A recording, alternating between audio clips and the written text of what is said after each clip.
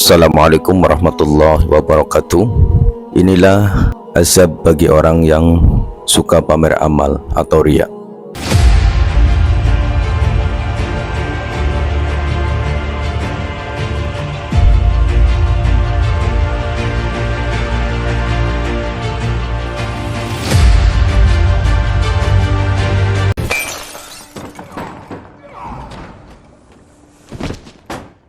Membanggakan diri sama dengan menyombongkan dirinya sendiri.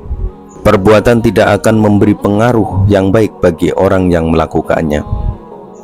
Akan bangkrut bagi orang yang melakukan perbuatan itu. Kenapa demikian?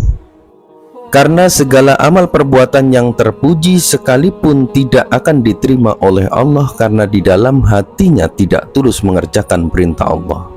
Allah telah menyiapkan hukuman bagi orang yang riya. Menurut Imam Samsuddin Abi Abdillah Muhammad bin Ahmad bin Usman Kamais Az-Zahabi, bahwa riya adalah dosa besar yang tidak tampak karena tempatnya di dalam hati. Riya adalah penyakit hati yang sangat berbahaya, yang melebihi bahayanya dari penyakit hati lainnya. Bahkan ia termasuk bentuk syirik yang tersembunyi. Pamer atau yang juga disebut riya adalah perbuatan yang memperlihatkan kelebihan yang kita miliki. Membuat orang lain supaya tahu apa yang menjadi kelebihan kita merupakan arti lain dari riya. Nabi Muhammad SAW pernah bersabda, "Takutlah kalian kepada syirik kecil." Lalu para sahabat bertanya, "Ya Rasul, apa yang dimaksud dengan syirik kecil itu?" Beliau kemudian menjawab, "Riya. Allah berfirman, pada hari pembalasan amal para hamba, pergilah kalian kepada mereka, di mana kalian pernah memperlihatkan amal kalian kepada mereka semasa di dunia. Lihatlah, apakah engkau memperoleh imbalan pahala dari mereka? Orang yang memamerkan amal ibadahnya tidak akan mendapatkan pahala dari Allah SWT. Rasulullah SAW bersabda, Allah Ta'ala berfirman, barang siapa yang melakukan suatu amalan, lalu di dalam amalnya itu ia mensekutukan aku dengan selain diriku, maka dia adalah orang musyrik dan aku bebas dari dirinya. Artinya, tidak mengampuni segala dosa yang diperbuat oleh orang yang berbuat riya, dan ia akan mendapatkan siksa yang amat pedih kelak di neraka. Orang-orang yang berbuat riya akan jauh dari segala bentuk kenikmatan serta akan jauh dengan Allah. Ia termasuk orang yang tidak mendapatkan hidayah dari Allah. Terdapat keterangan dari Abu Hurairah radhiyallahu an, sesungguhnya Nabi Muhammad SAW pernah bersabda, banyak orang yang puasa yang tidak memperoleh dari puasanya itu kecuali hanya rasa lapar dan dahaga. Banyak pula orang yang melakukan sholat malam yang tidak memperoleh apa-apa kecuali tidak tidur semalaman. Artinya sholat dan puasa yang tidak karena Allah, maka dia tidak akan memperoleh pahala. Demikian adalah gambaran bagi orang-orang yang riya. Jika ia melakukan ibadah hanya untuk memperlihatkan bahwa ia termasuk ahli agama, belum tentu Allah meridhoinya. Sebenarnya, buat apa bersusah payah beribadah jika apa yang dikerjakan tidak mendapatkan ridho darinya? Demikian itu merupakan bentuk kerugian yang sangat besar.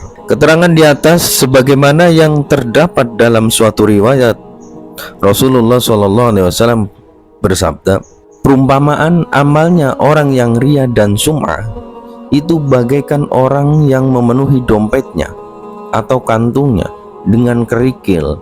Kemudian ia masuk ke pasar untuk membeli sesuatu.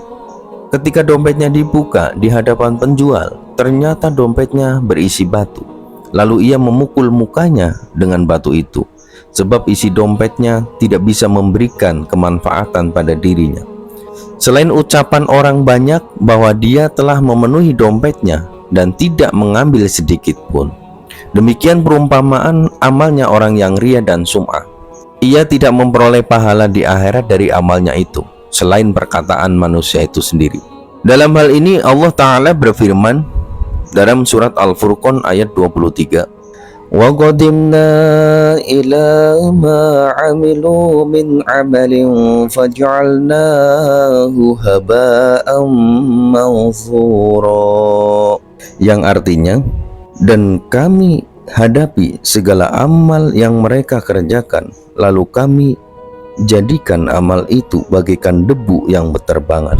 Maksudnya amal yang dilakukan tidak karena Allah, maka pahalanya menjadi sirna. Allah menjadikan amaliyah itu bagaikan debu dihamburkan, yaitu debu yang ditaburkan pada sinar matahari. Jika mau berpikir dan merenungkan kenyataan ini, maka ia mengetahui bahwa kebanyakan ilmunya, ibadahnya, amal-amal kebajikannya, dan yang lainnya banyak dihasilkan dari dorongan riya.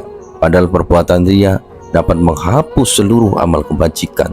Sebagaimana keterangan dalam sebuah hadis, diriwayatkan di hari kiamat nanti ada orang yang mati syahid diperintahkan oleh Allah untuk masuk ke dalam neraka. Orang itu lalu bertanya kepada Allah, "Wahai Tuhanku, aku ini telah mati syahid dalam berjuang membela agamamu, kenapa aku harus dimasukkan ke dalam neraka?" Maka Allah menjawab, "Engkau berdusta, dalam berjuang engkau hanya ingin mendapatkan pujian dari orang lain agar dirimu dikatakan sebagai orang yang pemberani. Dan bila pujian itu telah dikatakan oleh mereka, maka itulah sebagai balasan dari perjuanganmu." Demikian juga jawaban seperti itu akan disampaikan Allah kepada orang alim, orang yang melakukan ibadah haji, orang yang ahli membaca Al-Quran, termasuk orang yang melakukan amal kebajikan lainnya yang didasari dengan riya. Mereka semua akan dilempar ke dalam neraka. Bila mereka melakukan protes terhadap Tuhannya, Allah akan menjawab sebagaimana jawaban yang ada di atas tadi. Ada seseorang lelaki bertanya kepada Rasulullah SAW, "Apa keselamatan itu?" Rasul SAW menjawab, "Apabila kamu tidak menipu Allah." Orang tadi kemudian bertanya, "Bagaimana menipu Allah itu?" Beliau lantas menjawab, "Apabila kamu melakukan suatu amal yang diperintahkan oleh Allah dan Rasul-Nya kepadamu amalah, kamu menghendaki amal itu untuk selain Allah." Maksudnya, orang yang melakukan riya merupakan orang yang melakukan penipuan terhadap Tuhan dan Rasul-Nya. Takutlah kamu terhadap riya, sebab riya itu merupakan syirik kecil. Orang yang melakukan riya besok pada hari kiamat akan dipanggil dengan 4 sebutan. Yang pertama, wahai orang yang riya. Yang kedua, wahai orang yang berkhianat. Yang ketiga, wahai orang yang durhaka. Dan yang keempat, wahai orang yang rugi. Orang yang melakukan riya mempunyai 4 sebutan yang kesemuanya adalah sebutan yang menggambarkan bahwa orang yang dipanggil adalah orang yang tercela karena perbuatannya itu. Ia termasuk orang yang berkhianat dan durhaka terhadap Tuhan dan Rasul-Nya yang telah membuatnya ada di dunia ini. Ada sebuah keterangan yang berbunyi, "Amalmu telah sesat dan pahalamu telah dibatalkan, maka tidak ada pahala buat kamu di dekat kami.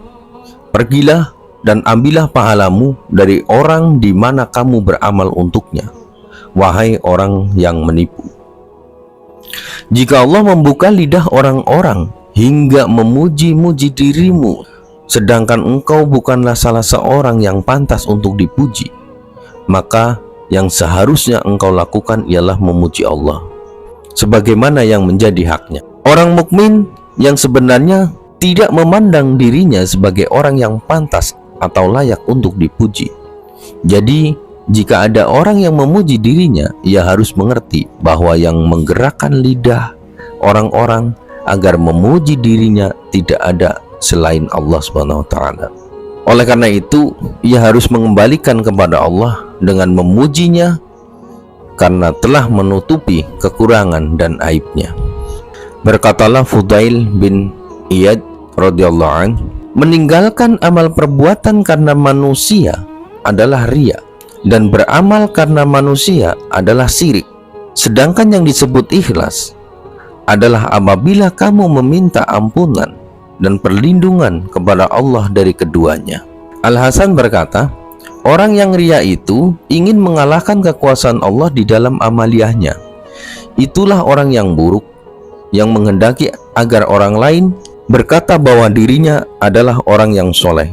Qatadah berkata, ketika seseorang hamba berbuat riya, maka Allah Ta'ala berfirman, lihatlah kepada hambaku ini bagaimana mentertawakan aku. Berkatalah Ali bin Abi Thalib radhiyallahu anhu, orang-orang yang riya itu memiliki 3 alamat. Yang pertama, malas beramal ketika ia sendirian dan giat beramal ketika dirinya berada di tengah orang banyak.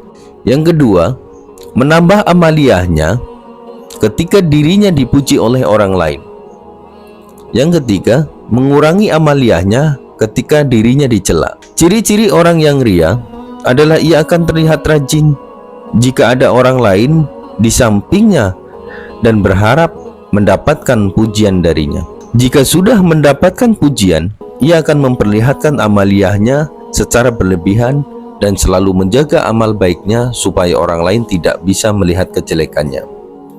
Begitu besar dampak dan virus riya bila menjangkiti hati seseorang.